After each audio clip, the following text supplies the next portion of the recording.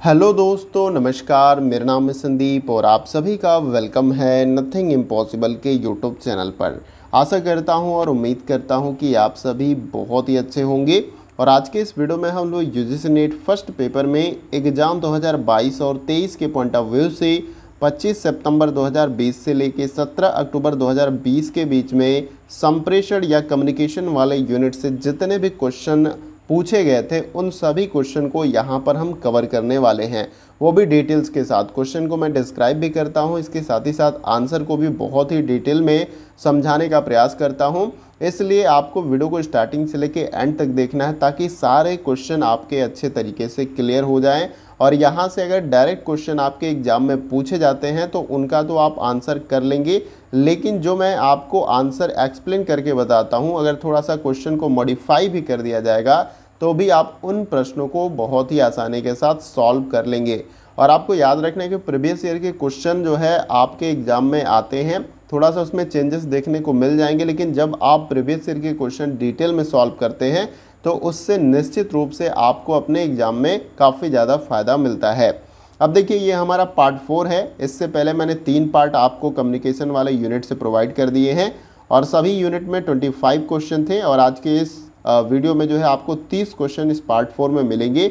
अगर इस प्रकार से देखा जाए तो मैंने इस यूनिट के अंतर्गत आपको 105 क्वेश्चन यानी कि 105 क्वेश्चन कवर कराने का प्रयास किया है विथ डिटेल्स के साथ। क्वेश्चन कितने पूछे जाते हैं एक यूनिट से? तो एक यूनिट से 5 क्वेश्चन पूछे जाते हैं, ये आप सभी को पता है। तो इस तरीके से काफ़ी ये इंपॉर्टेंट सारी वीडियो हैं। तो अगर आपने इससे पहले के जो पार्ट्स हैं, पार्ट 1, पार्ट 2, पार्ट 3 अगर नहीं देखा है कम्युनिकेशन वाले यूनिट से, तो आप चैनल पर जाएं। वहां पर मैंने प्लेलिस्ट बना रखी है UGC net first paper exam booster के नाम से।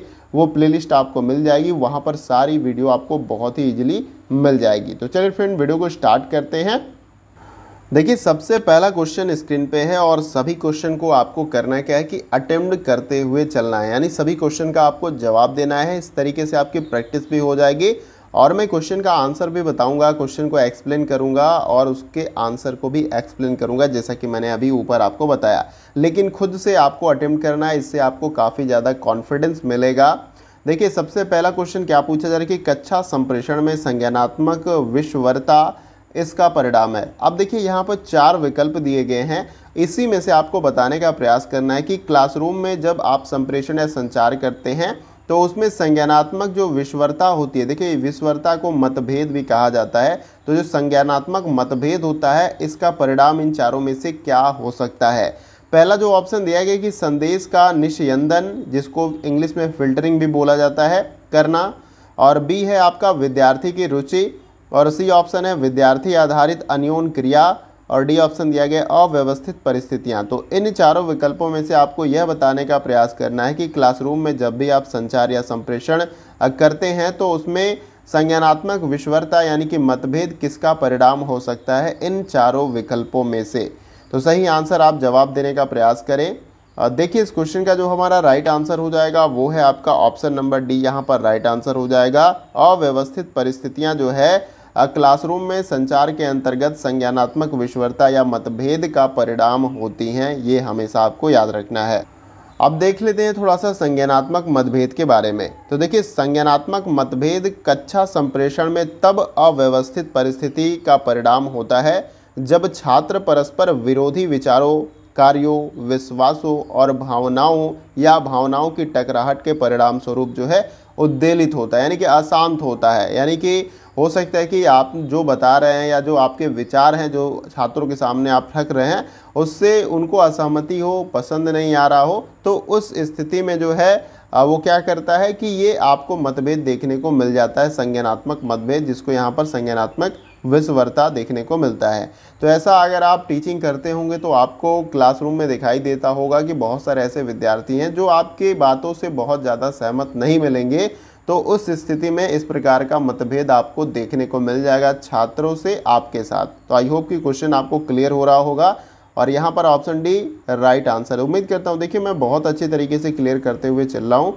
अदरवाइज अगर आपको समझ में नहीं आता है, कोई क्वेश्चन को लेकर डाउट होता है, तो निसंकोच आप कमेंट बॉक्स में कमेंट करके मुझे बताइएगा, मैं उसे आपका क्लियर करके जो है वहाँ पर कमेंट में बताने का प्रयास करूँगा। आइए अगला क्वेश्चन देखते हैं।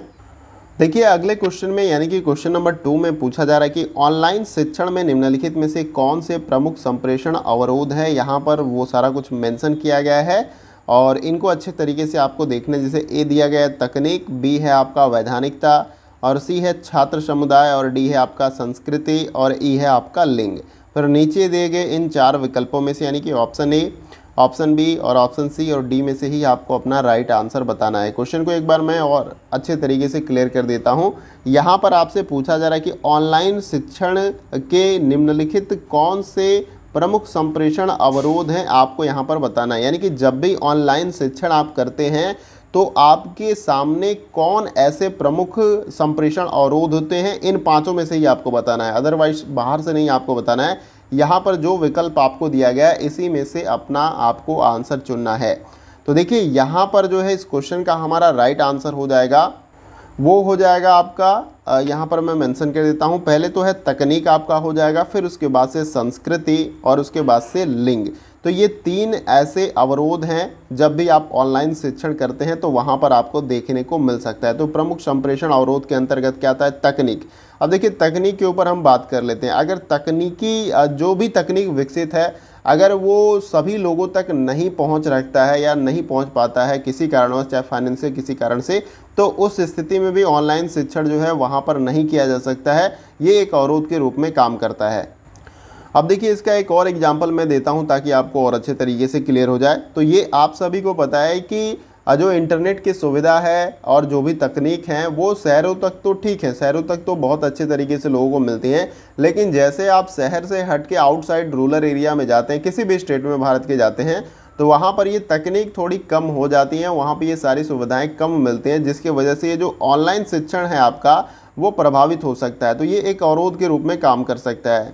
और फिर उसके बाद से संस्कृति क्या है, संस्कृति का मतलब यहाँ पर आप इस तरीके से समझ सकते हैं कि जो छात्र होते हैं वो अलग अलग रीजन से बिलोंग करते हैं और वहाँ पर उनका अलग अलग कल्चर होता है। तो अगर जब भी वो ऑनलाइन क्लास लेते हैं तो वहाँ पर हो नहीं सकता कि किसी एक कल्चर से जुड़ा हुआ जो टीचर होता है उसी तरीके से पढ़ाए और बाकी विद्यार्थियों को समझने में थोड़ी दिक्कत हो। तो ये एक तरीके का जो सांस्कृतिक अवरोध है प्रमुख संप्रेषण के अंतर्गत ऑनलाइन शिक्षण में, तो ये देखने को आपको मिलता है। अलग अलग क्षेत्र, अलग अलग रीजन से अलग अलग संस्कृतिक वाले जो छात्र होते हैं उनको थोड़ी दिक्कत होती है। फिर उसके बाद से लिंग आपका आता है। लिंग में जैसे कि आप कह लीजिए मेल फीमेल आपका हो गया।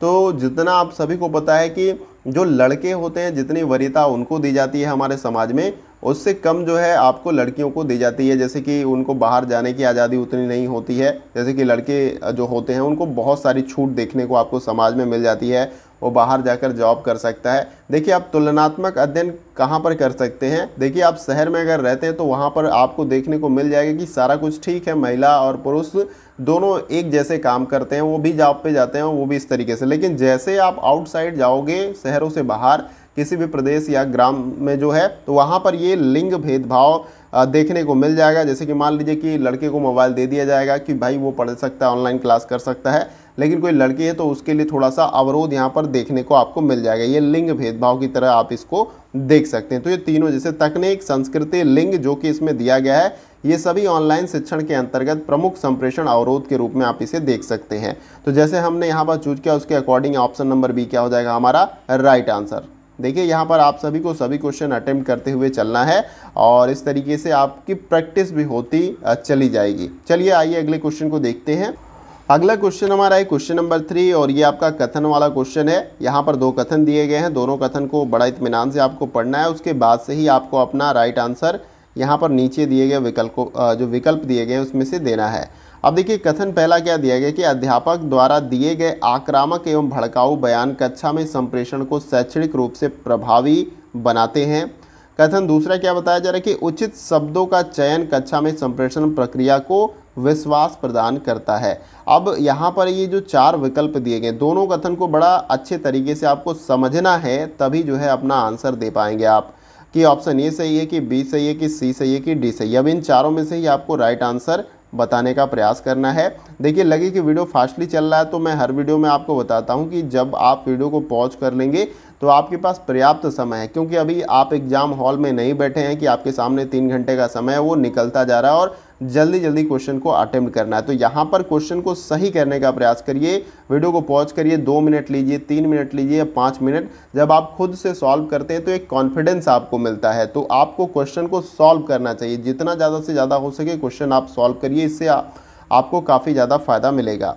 देखिए यहाँ पर इस क्वेश्चन का जो हमारा राइट आंसर हो जाएगा वो है आपका ऑप्शन नंबर डी। यहाँ पर क्या हो जाएगा राइट आंसर। कथन पहला आपका पूरी तरीके से असत्य है, इसलिए मैं इसे काट देता हूँ, किंतु जो आपका कथन दूसरा है वो आपका सही हो जाएगा। अब देखिए कथन पहला कैसे गलत है इसको समझते हैं। अध्यापक द्वारा दिए गए आक्रामक एवं भड़काऊ बयान कक्षा में संप्रेषण को शैक्षणिक रूप से प्रभावी बनाता। आप बताइए कि अगर कोई शिक्षक है वो क्लासरूम में कोई आक्रामक जो है आवेशित और भड़काऊ बयान जो है देता है या संप्रेषण करता है, तो उस स्थिति में शैक्षणिक रूप से क्लास का रूम क्या प्रभावी होगा? ऐसा नहीं हो सकता। अगर कोई भी शिक्षक भड़काऊ या आक्रामक बयान जो है देता है या उसमें संप्रेषण करता है क्लासरूम में, तो वो कभी भी शैक्षणिक रूप से इसको प्रभावी नहीं बनाता। ये आप सभी को बताना। उसके लिए आपको विनम्र और एक अच्छे तरीके से चीज़ों को बताना होगा, तब जाकर वो आप उसको प्रभावी मान सकते हैं। लेकिन इस तरीके के आक्रामक और भड़काऊ आपके बयान जहाँ भी आपके आ जाएं अध्यापक के द्वारा कक्षा संप्रेषण में, तो ये कभी प्रभावी नहीं होता, ये आपको याद रखना है। अब कथन दूसरा कैसे सही है कि उचित शब्दों का चयन कक्षा में संप्रेषण प्रक्रिया को विश्वास प्रदान करता है। अब देखिए ये काफ़ी इंपॉर्टेंट है। ये सही इसलिए हो जाता है कि जब भी आप क्लासरूम में संप्रेषण या संचार करते हैं छात्रों से, तब उस समय आप जब उचित शब्द यानी कि जो शब्द बहुत बेहतर हैं, जिनसे प्रभावित या कह लीजिए इन्फ्लुएंस एक तरीके से छात्र हो सकते हैं, उनको समझ में आ सकता है, ऐसे शब्दों का जब आप चयन करते हैं तो संप्रेषण प्रक्रिया को काफ़ी ज़्यादा विश्वास मिलता है। अब ऐसे शब्दों का आप चयन करते हैं जो छात्र समझ नहीं पाते हैं, तो उस स्थिति में जो है संप्रेषण की जो ये प्रक्रिया है वो विश्वास प्रदान नहीं करेगी। ये आपको हमेशा याद रखना है। इसलिए आप हमेशा याद रखिए कि क्लासरूम में जब भी आप पढ़ाने जाएं, तब आप वैसे ही शब्दों का इस्तेमाल करें जिससे छात्र परिचित हों। इस तरीके से काफ़ी ज़्यादा आपको संप्रेषण के दौरान या प्रक्रिया के दौरान विश्वास मिलेगा। तो कथन दूसरा इस प्रकार से हमारा सही हो जाएगा, इसलिए ऑप्शन डी हमारा क्या हो जाएगा राइट आंसर। आइए अगला क्वेश्चन देखते हैं। अगला क्वेश्चन हमारा है क्वेश्चन नंबर 4। देखिए इसमें पूछा जा रहा है कि मीडिया प्रोडक्शन प्रक्रिया के सही क्रम की पहचान कीजिए। तो जब भी कोई मीडिया प्रोडक्शन का मतलब कि मान लीजिए कोई मूवी बन रही है, कोई वेब सीरीज कह लीजिए, कोई डॉक्यूमेंट्री ही बनाया जा रहा है, इवन कोई वीडियो बनाया जा रहा है, तो उसको बनाने से पहले क्या क्या जो है किया जाता है और उसे बनाने के संदर्भ में जो क्या क्रम हो सकता है, जो स्टेप होते हैं, स्टेप बाय प्रोसेस होता है सारा कुछ काम करने का, तो वो क्रम ही आपको बताना है। अब देखिए यहाँ पर सबसे पहले कि विषय वस्तु की तैयारी की जाती है, बी योजना है, और सी यहाँ पर प्रस्तुति यानी प्रोडक्शन, और डी प्रसारण, और ई प्रतिपुष्टि या विश्लेषण। तो अब ये क्रम कुछ दिए गए हैं, लेकिन ये क्रम से नहीं है, इनको क्रम से लगाना है और नीचे दिए गए इन 4 विकल्प में से ही आपको अपना सही आंसर बताने का प्रयास करना है। तो वीडियो को पॉज करके इसका राइट आंसर बताने का प्रयास करिए। देखिए इस क्वेश्चन में जो हमारा ये क्रम बनेगा मीडिया प्रोडक्शन प्रक्रिया का, उसमें सबसे पहले तो आपका आ जाएगा योजना बनाना। जब भी आप कोई मान लीजिए डॉक्यूमेंट्री ही बना रहे हैं, कोई वीडियो ही बनाते हैं, इवन जो मूवी भी लोग बनाते हैं, तो उसमें सबसे पहले प्लानिंग की जाती है। अगर किसी मूवी पे काम करना है तो मान लीजिए उसकी स्क्रिप्ट हो गया, उसके बाद कैसे जो एक्टर्स हैं उनको कास्ट करना है, फिर उसके बाद से काफ़ी ज़्यादा प्रोसेस होता है, प्रोडक्शन होता है, एडिटिंग, फिर उसके बाद से उनका प्रसारण, फिर उसके बाद से फीडबैक आपको देखने को मिलता है। तो सबसे पहले तो प्लानिंग होती है। काम भी अगर आप कोई कर रहे हैं तो उसके लिए सबसे पहले प्लानिंग आपको करना पड़ेगा। इससे समय और धन की काफ़ी ज़्यादा बचत होती है। और सेकंड नंबर पे आपका आ जाएगा यहाँ पर विषय वस्तु की तैयारी। विषय वस्तु की तैयारी यानी किस पे आप जो है वीडियो बनाने वाले हैं, उस विषय वस्तु को तैयार करना। जैसे कि कंटेंट राइटिंग की बात हो रही है, यहाँ पर आपको एक स्क्रिप्ट लिखना होगा, उसकी तैयारी, उसके बाद से ही नेक्स्ट स्टेप आपको देखने को मिलेगा।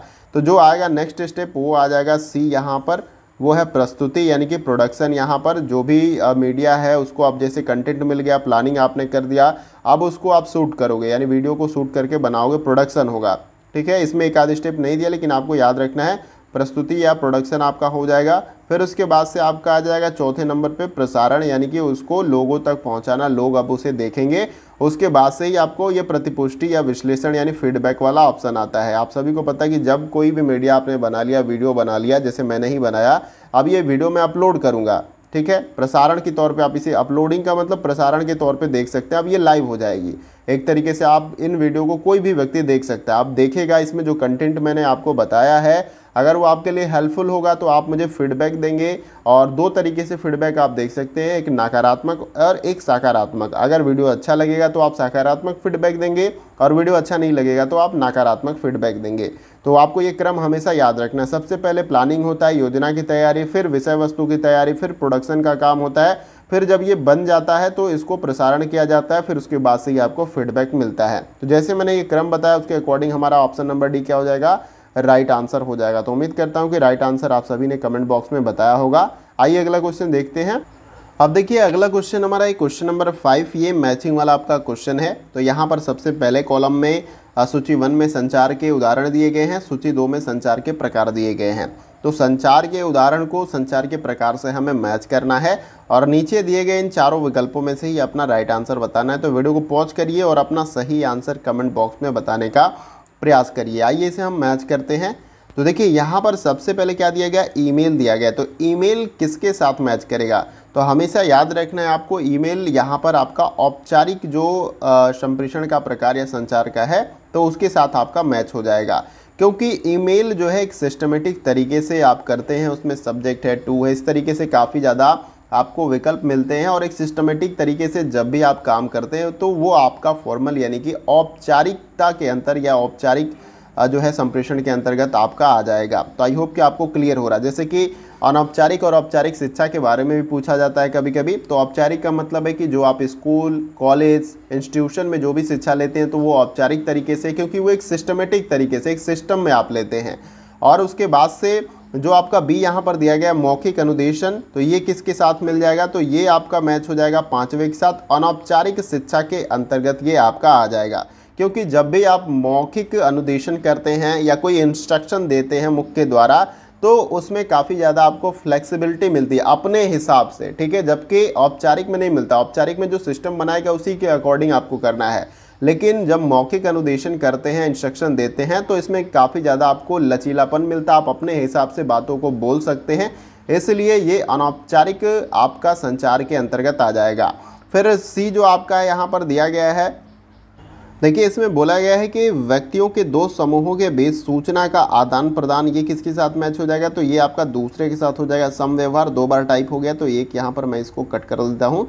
तो देखिए अब इसको थोड़ा सा समझ लीजिए, याद रखना है आपको कि व्यक्तियों के 2 समूहों के बीच सूचना का आदान प्रदान समव्यवहारों यानी कि ट्रांसैक्शनल का उदाहरण होता है, जो कि सामाजिक उत्पाद होते हैं, ये आपको याद रखना है, ठीक है। फिर उसके बाद से डी जो है यातायात संकेत, तो ये आपका लास्ट में जो बच जाएगा वो आप मिला देंगे उसके साथ। तो इसमें दिया गया कि संकेत विज्ञान का संबंध है। तो यातायात जो संकेत होते हैं आप सभी को पता है कि एक प्रकार का ये सांकेतिक विज्ञान के तौर पे आप इसे देख सकते हैं, जिसमें कोई भी बात जो है संकेतों के रूप में जो है आपको बताने का प्रयास किया जाता है। ज़्यादातर आपको ट्रैफिक में भी देखने को मिल जाएगा, ट्रैफिक रूल्स होते हैं जो संकेत के रूप में डिनोट होते हैं। आप सड़कों पर देख लेंगे बोर्ड लगे होंगे, कहाँ पर रुकना है, उसका सबका एक मतलब होता है। जेब्रा क्रॉसिंग होता है तो उसका मतलब कि वहाँ से आपको क्रॉस करना है सड़क, तो काफ़ी ज़्यादा संकेत के रूप में आपको इन्फॉर्मेशन दी जाती है। तो आई होप कि आपने इस तरीके से मैच कर लिया और जैसे हमने मैच किया उसके अकॉर्डिंग हमारा यहाँ पर ऑप्शन नंबर ए क्या हो जाएगा, राइट आंसर। तो उम्मीद करता हूँ कि आप सभी ने इस क्वेश्चन का right answer option A comment box में बताया होगा। आइए अगला क्वेश्चन देखते हैं। अगला क्वेश्चन हमारा है क्वेश्चन नंबर 6। देखिए इसमें पूछा जा रहा है कि श्रोताओं द्वारा अवश्रवण इसकी ओर ले जाता है, यानी कि आपको क्वेश्चन में इस प्रकार से पूछा जा रहा है कि जो श्रोता होते हैं उनको अवश्रवण जो होता है, जिसको इंग्लिश में पुअर लिसनिंग बोला जाता है, वो किस ओर उन्हें ले जाता है। पहला जो ऑप्शन आपको दिया गया है वक्ता को महत्व देना, बी ऑप्शन है अटपटी परिकल्पना करना, और सी है आपका अयथार्थ अनुमिति, और डी ऑप्शन है वक्ता का निरादर। तो आपको बताना है कि श्रोताओं द्वारा अवश्रवण यानी कि पुअर लिसनिंग उन्हें किसकी ओर ले जाता है। तो काफ़ी इंटरेस्टिंग क्वेश्चन है, तो इसका जवाब जो है आपको कमेंट बॉक्स में देने का प्रयास करना है। देखिए इस क्वेश्चन का जो हमारा राइट आंसर हो जाएगा वो है आपका ऑप्शन नंबर सी अयथार्थ अनुमिति। अब देखिए इसका मतलब क्या होता है, तो इसको गलत अनुमान के तौर पे भी आप देख सकते हैं, काफ़ी ज़्यादा शुद्ध हिंदी है। तो इसका अगर अर्थ निकाले तो गलत अनुमान के तरफ जो है ये श्रोता जा सकता है। अब मान लीजिए कोई श्रोता है, मान लीजिए कोई छात्र भी हो सकता है, कोई अगर भाषण चल रहा है, लेक्चर चल रहा है, तो वहाँ पर भी बहुत सारे श्रोता होते हैं। तो वो अगर केयरफुली चीज़ों को नहीं सुनते हैं तो आपको पता है कि वो गलत निष्कर्ष पे पहुंच सकते हैं जो भी वहाँ पर लेक्चर दिया गया है। तो ये तो काफ़ी इंपॉर्टेंट हो जाता है। और ये स्थिति कैसे उत्पन्न होती है? तो ये स्थिति तब उत्पन्न होती है जब श्रोता अपने विचारों में या कहीं पर वो खोया हो या अपने आप में ही वो व्यस्त हो, चीज़ों को अपने बारे में सोच रहा है, उससे जो लेक्चर वहाँ पे चल रहा है, जो कुछ भी भाषण दिया जा रहा है उससे कोई लेना देना नहीं है। तो उस स्थिति में जब वो लेक्चर या भाषण समाप्त होता है तो वो क्या करता है कि अयथार्थ अनुमिति की तरफ यानी गलत अनुमान की तरफ पहुंच जाता है, क्योंकि उसने कुछ सुना तो है नहीं, इसलिए ये स्थिति उत्पन्न होती है। तो आई होप कि आपको अच्छे तरीके से समझ में आ रहा होगा कि क्वेश्चन में क्या पूछा गया था। क्वेश्चन में यही पूछा गया था कि श्रोताओं द्वारा अवस्वरण यानी कि जो पुअर लिसनिंग होती है वो किसकी ओर ले जाता है? तो गलत अनुमान की तरफ ले जाता है। ये आपको याद रखना है। आप सभी को पता है कि जब हम अच्छे तरीके से कोई बात बताई जा रही है नहीं सुनेंगे तो हम उसका गलत निष्कर्ष निकालेंगे या गलत तरीके से हम उसको उन बातों को ले सकते हैं। तो आपको हमेशा ये याद रखना है। ऑप्शन सी क्या हो जाएगा हमारा राइट आंसर। आइए अगला क्वेश्चन देखते हैं। अगला क्वेश्चन हमारा क्वेश्चन नंबर 7 और ये भी क्वेश्चन आपका मैचिंग वाला क्वेश्चन है। तो एक तरफ आप देख सकते हैं सूची 1 में लेखक का नाम दिया गया है और सूची 2 में संचार की अवधारणा दिया गया है, यानी किस लेखक के द्वारा कौन सी संचार की अवधारणा दी गई है उसके साथ आपको इसे मैच करते हुए चलना है। और जब मैच आप कर लेंगे तो उसके अकॉर्डिंग यहाँ पर नीचे कूट दिए गए हैं, आपको देखना है कि कौन सा कूट आपका बढ़िया से फिक्स हो रहा है। उसके बाद से ही आपको सही आंसर कमेंट बॉक्स में देने का प्रयास करना है। तो देखिए मैचिंग वाले क्वेश्चन काफ़ी ज़्यादा पूछे जाते हैं पेपर 1 में, तो इस टाइप के क्वेश्चन की ज़्यादा से ज़्यादा आपको प्रैक्टिस करनी है। अब देखिए यहाँ पर हम मैच करते हैं इसे। देखिए सबसे पहले क्या दिया गया है, अरस्तु का दिया गया है, लेखक दिए गए हैं। तो संचार की अवधारणा इनकी कौन सी है? तो यहाँ पर याद रखना ये आपका मिल जाएगा तीसरे के साथ, यहाँ पर ये आपका तीसरे के साथ मिल जाएगा। वक्ता केंद्रित संचार की अवधारणा जो है अरस्तु महोदय के द्वारा दी गई है, ये आपको याद रखना है। और इसके बाद से जो दूसरे नंबर पे यहाँ पर आपका दिया गया है वो है आपका सेनन वीवर। तो ये इनके द्वारा संचार की कौन सी अवधारणा दी गई थी? तो आपको याद रखना है कि इनके द्वारा जो है ऊपर से नीचे रेखीय संचार की अवधारणा को दिया गया था। उसके बाद से आते हैं विल्बर सैम। तो इनका किसके साथ मैच हो जाएगा? तो इनका दूसरे के साथ मैच होगा। वृत्तीय संचार की जो अवधारणा है वो विल्बर सैम के द्वारा दी गई है। उसके बाद से डी जो है आपका डेविड बॉर्लो। तो ये किसके साथ मैच होगा? तो ये लास्ट में आपका बच गया, ये इसके साथ मैच हो जाएगा। SMCR यानी कि प्रेषक संदेश चैनल प्राप्तकर्ता प्रारूप जो है, इस प्रकार की जो अवधारणा है संचार की वो किसके द्वारा दी गई है? डेविड बॉर्लो के द्वारा दी गई है। ये आपको याद रखना है। तो ऐसे ही आपको मैच करना है और नीचे दिए गए इन 4 विकल्प में से आपको अपना राइट आंसर बताना है। और अगर इंग्लिश में ये आपका SMR लिख दे तो इसको कंफ्यूज नहीं होना है, तो इंग्लिश में भी कभी लिख के आपको दे दे हिंदी के साथ मिक्स करके, तो SMCR ये आपका हो जाएगा। और इसका मतलब होता है यहाँ पर S से आपका हो जाएगा जो सेंडर होता है, प्रेषक आप कह लीजिए, और M से आपका मैसेज हो जाएगा जिसको संदेश बोलते हैं, और C से क्या हो जाएगा आपका ये चैनल हो जाएगा जिसके माध्यम से संदेश जाएगा, और R से रिसीवर, ठीक है, प्राप्तकर्ता आपका हो जाएगा। तो ये इंग्लिश में अगर आपको दे दे तो ये भी आपको याद रखना, और फुल फॉर्म भी पूछ ले तो आपको फुल फॉर्म भी यहाँ पर क्लियर हो गया। तो देखिए जैसे हमने मैच किया उसके अकॉर्डिंग जो हमारा हो जाएगा वो है आपका ऑप्शन नंबर C यहाँ पर राइट आंसर हो जाएगा। क्या हो जाएगा? ऑप्शन नंबर C यहाँ पर हमारा राइट आंसर हो जाएगा, ये आपको याद रखना है। तो आई होप कि इस क्वेश्चन का राइट आंसर आप सभी ने कमेंट बॉक्स में बताया होगा। आइए अगला क्वेश्चन देखते हैं। अगला क्वेश्चन हमारा है क्वेश्चन नंबर 8, इसे भी देखते हैं। देखिए यहाँ पर पूछा जा रहा है कि शैक्षणिक प्रसारण चैनलों को चुनने वाले निम्नलिखित देशों के कालानुक्रम को चिन्हित कीजिए। तो क्वेश्चन को आप इस प्रकार से समझ सकते हैं कि किस देश में सबसे पहले शैक्षणिक प्रसारण चैनल की शुरुआत की गई, उसके बाद से कहाँ पर स्टार्ट हुआ, किस देश में। तो यहाँ पर कुछ देश के नाम दिए गए, जैसे ग्रेट ब्रिटेन है, यूनाइटेड स्टेट है, ऑस्ट्रेलिया है, भारत है, कनाडा। तो यहाँ पर आपको क्या करना है कि सबसे पहले किस देश में शैक्षणिक जो चैनल है, टेलीविज़न चैनल आप देखते हैं अलग अलग तरीके के होते हैं, एंटरटेनमेंट होते हैं, न्यूज़ के चैनल होते हैं, एजुकेशनल होते हैं, कुकिंग के होते हैं। तो उसी प्रकार से जो शैक्षणिक प्रसारण चैनल है वो जो है किस देश में सबसे पहले शुरू हुआ, फिर उसके बाद से किस देश में, तो ये क्रम आपको लगाना है। तो वीडियो को पॉज करिए और क्रम से लगाइए और नीचे दिए गए चारों विकल्पों में से आपको सही आंसर बताने का प्रयास करना है। तो आइए इसे हम क्रम से लगा लेते हैं। तो देखिए सबसे पहले अगर हम बात करें तो वो आपका आ जाएगा यहाँ पर बी आ जाएगा, यूनाइटेड स्टेट में सबसे पहले जो है शैक्षणिक प्रसारण चैनल की शुरुआत की गई थी। कब? 1952 में, यहाँ पर याद रखना है। और चैनल का क्या नाम था? नेशनल एजुकेशनल टेलीविज़न इस चैनल का नाम था। फिर दूसरे नंबर पे आपका आता है ग्रेट ब्रिटेन, यहाँ पर दूसरे नंबर पे आ जाएगा। तो यहाँ पर जो है 1957 डेट, आपको ये जो सन है याद रखना है, 1957। यहाँ पर जो स्टार्ट किया गया था उस टेलीविज़न चैनल का नाम था BBC स्कूल, ठीक है, BBC स्कूल नाम का शैक्षिक प्रसारण चैनल का शुरुआत कब किया गया था? 1957 में ग्रेट ब्रिटेन के द्वारा। अब हम आगे बात कर ले इस क्रम में आगे, तो वो आपका तीसरे नंबर पे आ जाएगा कनाडा। तो कनाडा में कब शुरुआत किया गया था? तो कनाडा में 1972 में 1972 में यहाँ पर शुरुआत की गई थी। और इस चैनल का नाम क्या था? तो याद रखना, द लर्निंग चैनल जो है इसका नाम था। और उसके बाद से चौथे नंबर पे आपका आ जाएगा ऑस्ट्रेलिया। तो ऑस्ट्रेलिया में कब शुरुआत की गई थी? तो ऑस्ट्रेलिया में 1996 में जो है शुरुआत किया गया था शैक्षणिक चैनल का नाम, जिसका होराइजन लर्निंग चैनल नाम था। और भारत के बारे में अगर हम बात कर ले तो भारत 5वें नंबर पे यहाँ पर आ जाएगा। तो भारत में जो है 2000 से लेके 2001 के बीच में जो है ज्ञानवाणी नाम की जो है शैक्षणिक प्रसारण चैनल की शुरुआत की गई थी। किसके द्वारा शुरू किए गए थे? याद रखना, वो इग्नू के द्वारा इसको संचालित किया जाता है, इग्नू के द्वारा शुरू किया गया था और भारत के द्वारा ये शुरू किया गया था। आई होप कि आपको क्लियर हो गया होगा। ये डेट आपको याद रखना। अब जो क्रम हमारा सही हो जाएगा यहाँ पर, वो कौन सा हो जाएगा? वो हो जाएगा आपका ऑप्शन नंबर ए, क्योंकि यहाँ पर बी पहले नंबर पे है, ए दूसरे नंबर पे है और ई तीसरे नंबर पे और सी चौथे नंबर पे और डी भारत जो है 5वें नंबर पे। तो ये क्रम आपको याद रखना है। तो आई होप कि ये सारा डिटेल्स आपको अच्छे तरीके से क्लियर हो गया होगा और समझ में भी आ गया होगा। आइए अगला क्वेश्चन देखते हैं। अगला क्वेश्चन हमारा क्वेश्चन नंबर 9 और ये क्वेश्चन आपका स्टेटमेंट वाला है। तो यहाँ पर 2 स्टेटमेंट्स दिए गए हैं और दोनों स्टेटमेंट्स को बहुत अच्छे तरीके से पढ़ना है और उसके बाद से ही आपको अपना राइट आंसर बताने का प्रयास करना है इन चारों विकल्पों में से। तो वीडियो को पॉज करके राइट आंसर बताने का प्रयास करिए। और देखिए यहाँ पर मैं सबसे पहले कथन में क्या दिया गया इसे पढ़ते हैं।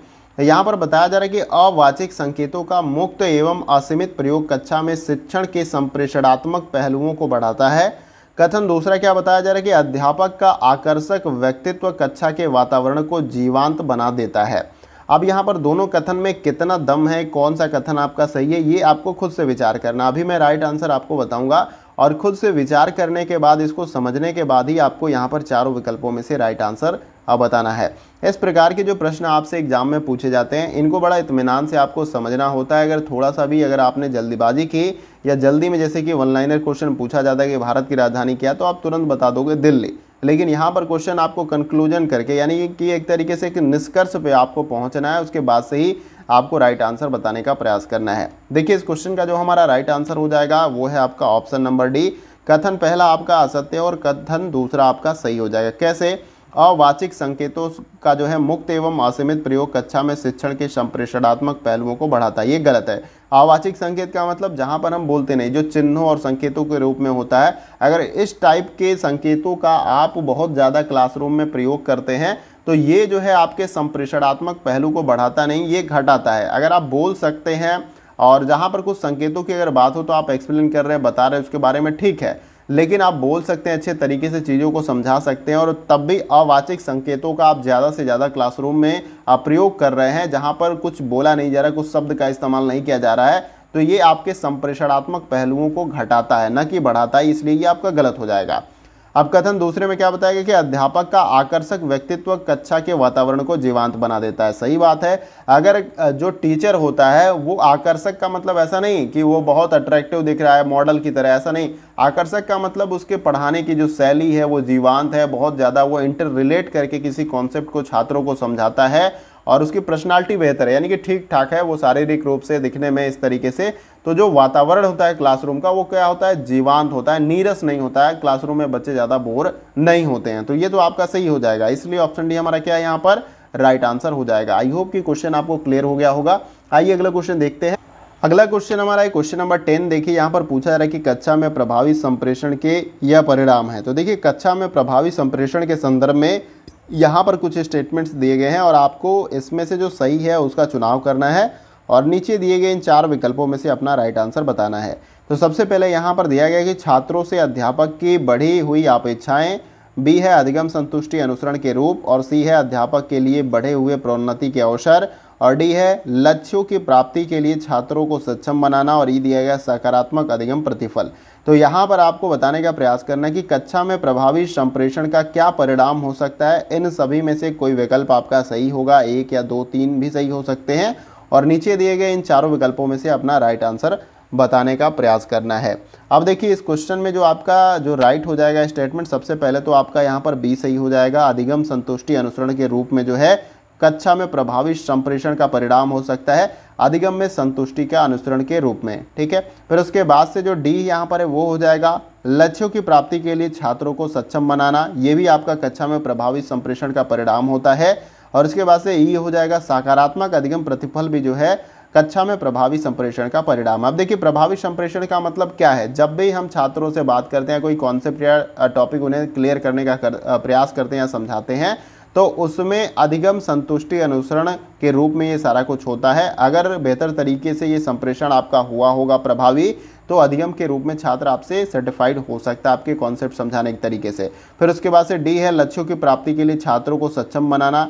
अगर आप जो छात्र हैं उनको उनके लक्ष्य को प्राप्त करने के लिए आप सक्षम बना पाते हैं, तो ये भी प्रभावी संप्रेषण के रूप में आप देख सकते हैं। जैसे कि कोई मोटिवेटर होता है या मोटिवेशनल स्पीकर होता है, तो वो काफ़ी ज़्यादा इन्फ्लुएंस करता है, बहुत अच्छी अच्छी स्टोरी सुना के, कुछ ब्रेव कहानियाँ सुना के, तो सामने वाला व्यक्ति क्या होता है, मोटिवेट हो जाता है, इंकरेज होता है और वो भी बेहतर काम करने का प्रयास करता है। तो उसी प्रकार से अगर लक्ष्यों की प्राप्ति के लिए छात्रों को सक्षम आप बना पाते हैं, तो ये भी प्रभावी संप्रेषण के अंतर्गत आएगा।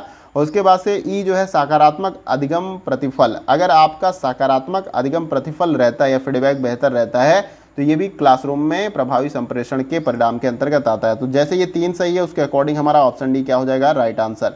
तो उम्मीद करता हूँ इस क्वेश्चन का राइट आंसर आप सभी ने ऑप्शन डी कमेंट बॉक्स में बताया होगा। आइए अगला क्वेश्चन देखते हैं।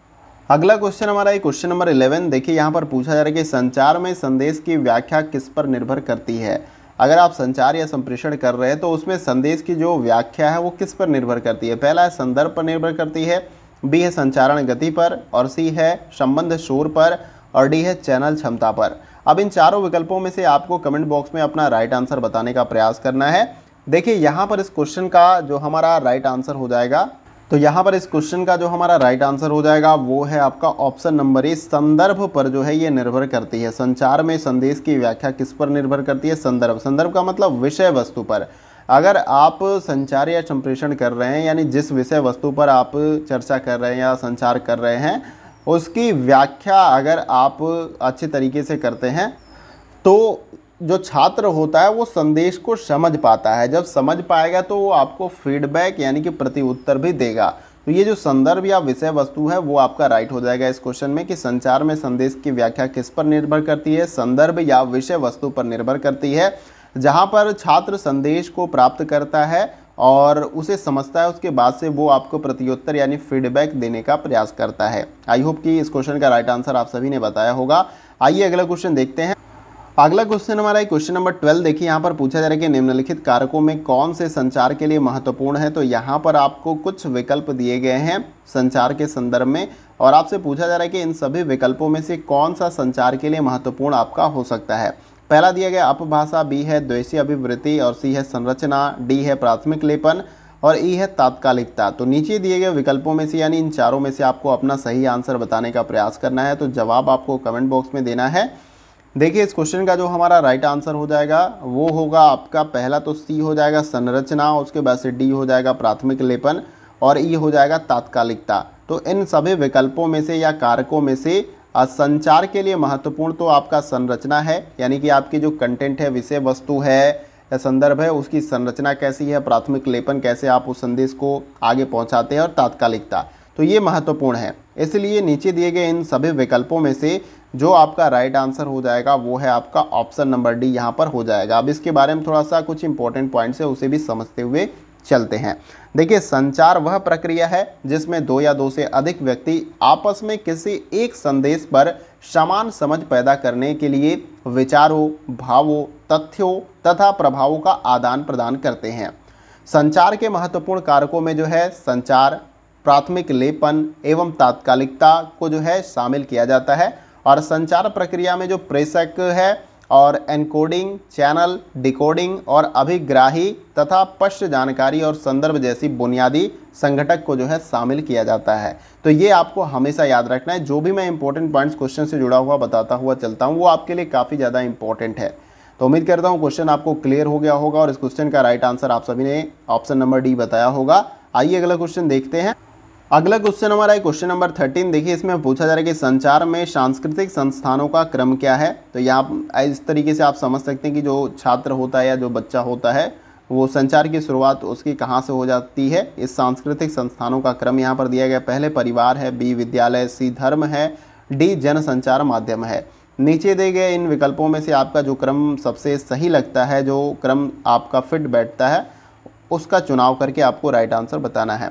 तो देखिए याद रखना है आपको कि संचार में सांस्कृतिक संस्थानों के क्रम में सबसे पहले परिवार आता है। तो परिवार से ही संचार संप्रेषण या संचार की शुरुआत होती है आपकी। फिर आप परिवार से विद्यालय में जाते हैं, विद्यालय के बाद आपको धर्म के बारे में ज्ञान होता है, आप किस रिलीजन से हैं।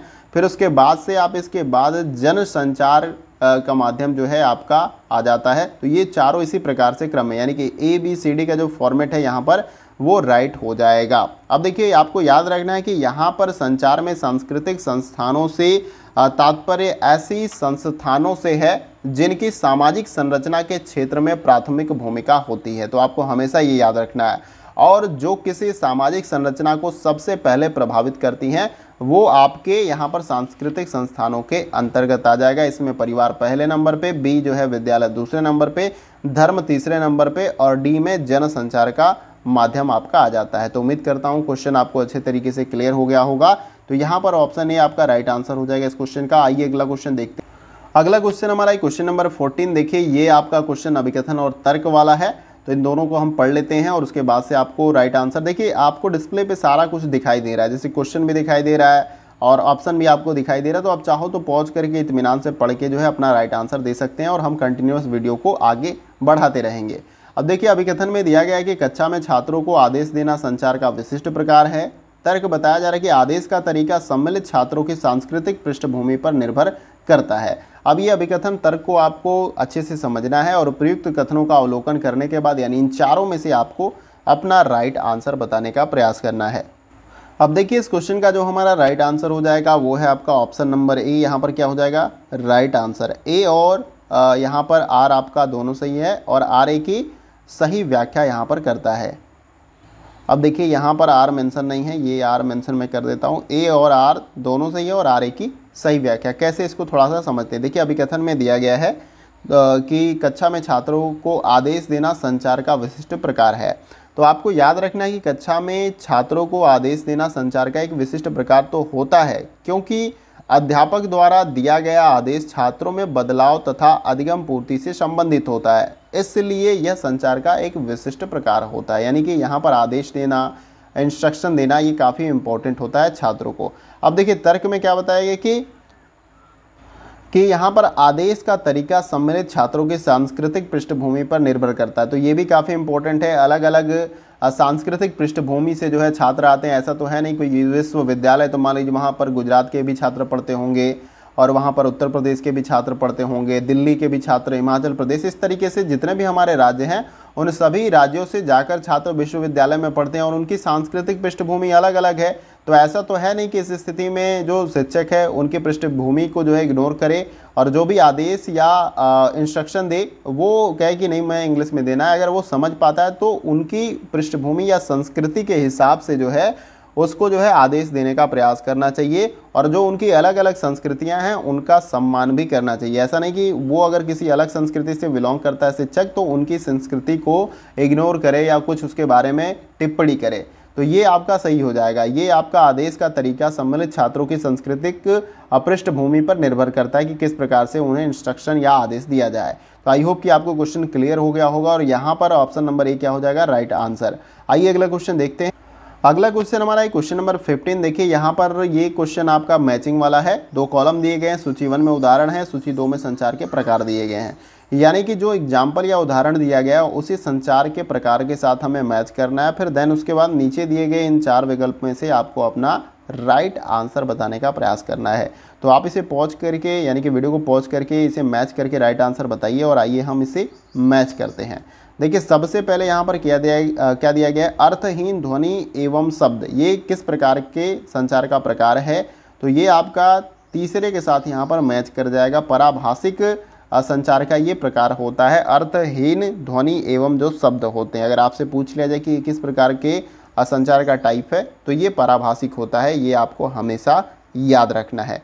अब दूसरे नंबर पे यहाँ पर दिया गया ट्रैफिक लाइट संकेत, तो ये किसके साथ मैच हो जाएगा, तो ये आपका मैच हो जाएगा यहाँ पर चौथे के साथ, अवाचिक संप्रेषण। तो यहाँ पर आप कुछ बोलते नहीं हैं, यहाँ पर कुछ संकेत होते हैं जिनका कुछ मतलब होता है, उससे आप समझ जाते हैं। तो जैसे ट्रैफिक लाइट में ग्रीन सिग्नल है, येलो है, रेड लाइट है, तो ये आप समझ जाते हैं। रेड लाइट जलने का मतलब रुक जाना है, ग्रीन लाइट है तो आपको पता है कि रास्ता क्लियर है इसलिए आगे बढ़ जाना है, येलो लाइट का मतलब देखिए आप अपने अगल बगल, अगर लगता है रास्ता क्लियर है तो आप आगे जा सकते हैं। ये कुछ संकेत दिए गए और कई सिंबल आपको हाईवे पे भी दिख जाएगा क्रॉस करने के लिए, या अलग अलग तरीके का आपको सिंबल या संकेत ट्रैफिक में देखने को मिल जाएगा। तो ये अवाचिक संप्रेषण का प्रकार होता है। फिर उसके बाद से सी दिया गया है वो किसके साथ मैच होगा, अलग अर्थ देने वाले शब्द, तो ये आपका मैच हो जाएगा पहले के साथ। यहाँ पर बहुअर्थकता संचार के ये प्रकार होते हैं। और डी जो आपका दिया गया है यहाँ पर शुभकामनाओं का आदान प्रदान करते दो व्यक्ति, तो ये किस प्रकार के संचार का प्रकार है, ये द्विकीय संप्रेषण या संचार का प्रकार होता है। तो आपको ऐसे मैच करना है और फिर नीचे ये जो कूट बनाया गया है उसके अकॉर्डिंग आपको राइट आंसर देना है। तो जैसे हमने मैच किया उसके अकॉर्डिंग हमारा क्या हो जाएगा, option number C right answer हो जाएगा। तो आपको हमेशा याद रखना है कि मैचिंग वाले क्वेश्चन में केयरफुली, अगर आप दो भी यहाँ पर मैच कर पाते हैं इजीली, तो आई होप कि बहुत हद तक आपका क्वेश्चन सॉल्व हो जाता है। तो कम से कम 4 जो यहाँ पर दिए जाते हैं ऑप्शन, तो इसमें से 2 का आंसर अगर आपको पता है, 3 का पता होगा तो ऐसे ही आपका क्वेश्चन सॉल्व हो जाएगा। जब 2 का पता हो तो पहले 2 को आपको मैच कर लेना और देखना है यहाँ पर कूट बन रहा है, अगर बन जाता है अच्छे से, अगर कॉमन नहीं दिखता है कई विकल्पों में, तो आपका वैसे भी राइट आंसर हो जाएगा। तो ऑप्शन सी हमारा क्या है, राइट आंसर। आइए अगला क्वेश्चन देखते हैं। अगला क्वेश्चन हमारा है क्वेश्चन नंबर 16। देखिए यहाँ पर पूछा जा रहा है कि परिवर्तनीय टेक्नोलॉजी और संचार संस्थाओं के कारण निम्नलिखित में से क्या घटित हो रहा है, यहाँ पर आपको बताना है। तो यहाँ पर जो सबसे पहला विकल्प है वो सिस्टम एकाकीकरण है, बी है सामायिक विघटन है, और इसके बाद से सी है मनोवैज्ञानिक विघटन है, और डी है स्थानिक एकाकीकरण है। तो क्वेश्चन में आपसे पूछा जा रहा है कि परिवर्तनीय टेक्नोलॉजी यानी कि जो आपका दिन प्रतिदिन तकनीक या जो टेक्नोलॉजी है वो बदल रही है। तो यहाँ पर पूछा गया कि संचार संस्थानों के कारण निम्नलिखित में से क्या घटित होता है इन परिवर्तनीय टेक्नोलॉजी के कारण। तो यहाँ पर आपको याद रखना है कि इसका जो राइट आंसर हमारा हो जाएगा वो है आपका ऑप्शन नंबर ए, सिस्टम एकाकीकरण जो है घटित हो रहा है, ये आपका राइट आंसर इस क्वेश्चन का हो जाएगा। तो देखिए यहाँ पर जहाँ प्रौद्योगिकी ने आज संचार को बेहद आसान बना दिया है, वहीं हर दिन नई खोज ने संचार में जुड़ाव का कार्य किया है, और इन सब परिवर्तनीय टेक्नोलॉजी और संचार संस्थानों के कारण सिस्टम एकाकीकरण जैसी जो परिघटना है वो देखने को आपको मिलती है। यानी कि अब इन तकनीक और संचार जो टेक्नोलॉजी है इसके माध्यम से जो सिस्टम एकाकीकरण है, यूनाइटेड का इस तरीके से आप देख सकते हैं, जिनको आप बहुत इजीली एक्सेस करते हैं, सभी चीज़ें जुड़ने का प्रयास, यानी एकीकरण का मतलब एक जगह जुड़ने का प्रयास हो रहा है इन परिवर्तनीय टेक्नोलॉजी के माध्यम से। इसमें और इम्पोर्टेंट पॉइंट्स है उसे भी आपको याद रखना है। देखिए सूचना प्रौद्योगिकी के संदर्भ में विभिन्न संगणन प्रणालियों और सॉफ्टवेयर अनुप्रयोगों को जोड़ने की प्रक्रिया सिस्टम या तंत्र एकाकीकरण कहलाता है। तो ये भी क्वेश्चन आपसे पूछ लिया जाएगा, तो इसको भी आपको याद रखना है। अब देखिए ये क्वेश्चन कैसे बन सकता है, जो डिटेल्स मैंने अभी आपको बताया। तो इसमें क्वेश्चन ऐसे पूछा जा सकता है कि सूचना प्रौद्योगिकी के संदर्भ में विभिन्न संगणक प्रणालियों और सॉफ्टवेयर अनुप्रयोग को जोड़ने की प्रक्रिया क्या कहलाती है। तो याद रखना है कि ये जोड़ने की प्रक्रिया सिस्टम या तंत्र एकाकीकरण कहलाता है। तो यहाँ पर एक क्वेश्चन आपका इस प्रकार से बन जाता है। तो ऑप्शन ए क्या हो जाएगा हमारा, यहाँ पर राइट आंसर है। उम्मीद करता हूँ आपको समझ में भी आया होगा क्वेश्चन। आइए अगला क्वेश्चन देखते हैं। अगला क्वेश्चन हमारा क्वेश्चन नंबर 17। देखिए इसमें पूछा जा रहा है कि संचार का सकारात्मक प्रभाव निम्नलिखित में से किस पर निर्भर करता है। तो यहाँ पर कुछ स्टेटमेंट्स दिए गए हैं, कुछ विकल्प आपको देख सकते हैं किसके संदर्भ में, संचार के सकारात्मक प्रभाव के संदर्भ में।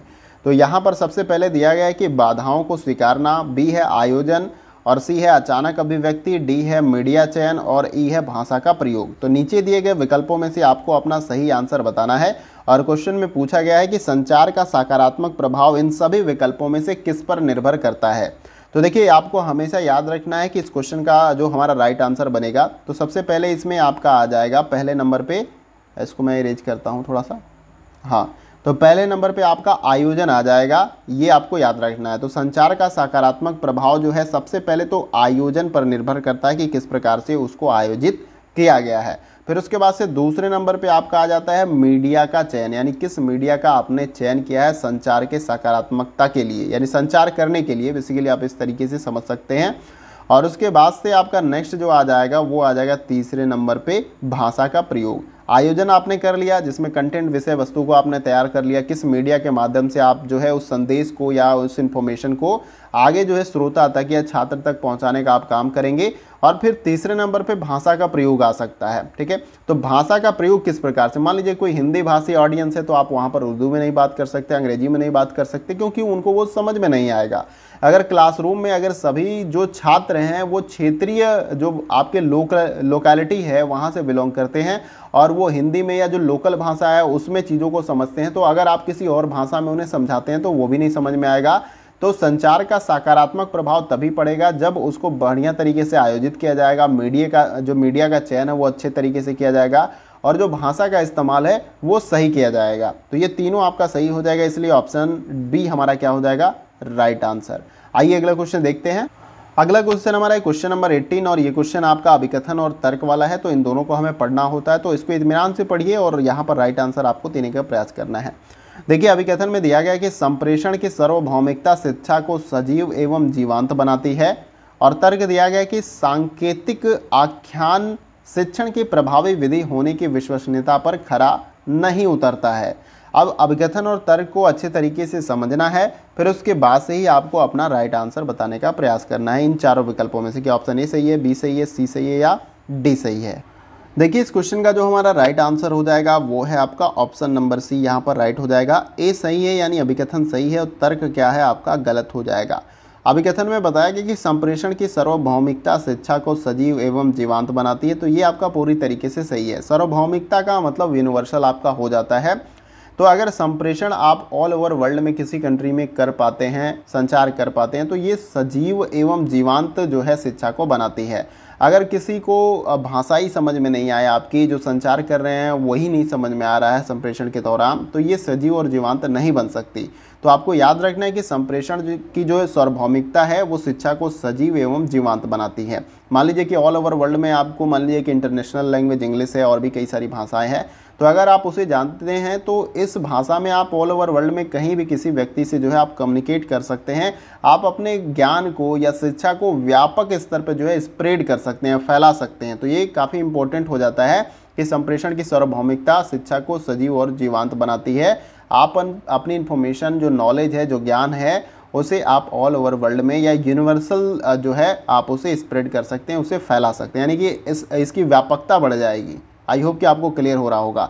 अब देखिए तर्क आर में क्या बताइए कि सांकेतिक आख्यान शिक्षण की प्रभावी विधि होने की विश्वसनीयता पर खरा नहीं उतरता, जबकि गलत है। ये सांकेतिक आख्यान शिक्षण की प्रभावी विधि होने की विश्वसनीयता पर पूरी तरीके से खरा उतरता है। देखिए हमें पता है कि सांकेतिक आख्यान विधि का प्रयोग किसी शिक्षण कार्य के दौरान विद्यार्थियों में बिंब के माध्यम से विषय वस्तु की समझ विकसित करने से होता है। मान लीजिए कि पहले के समय में आपने देखी होगी कि बहुत सारी स्टोरी जो है चित्र के रूप में होती थी, उसमें कुछ ज़्यादा लिखावट नहीं होता है, तो उस चित्रों के माध्यम से एक कहानी के तौर पे उसमें बहुत सारी घटनाएं घटित होती हैं, तो उसे हम समझने का प्रयास करते हैं। तो यहाँ पर यही बताया जा रहा है कि सांकेतिक आख्यान विधि के अंतर्गत जो है विद्यार्थियों में बिंब के माध्यम से विषय वस्तु की समझ को विकसित किया जाता है। तो यहाँ पर ये कैसे आपका विश्वसनीयता पर खरा नहीं उतरता, तो यहाँ पर ये जो है प्रभावी विधि होने की विश्वसनीयता पर खरा उतरता है, जबकि नहीं दिया गया, इसलिए ये गलत है। बाकी पहला आपका सही है, ऑप्शन सी आपका राइट आंसर है। आइए अगला क्वेश्चन देखते हैं।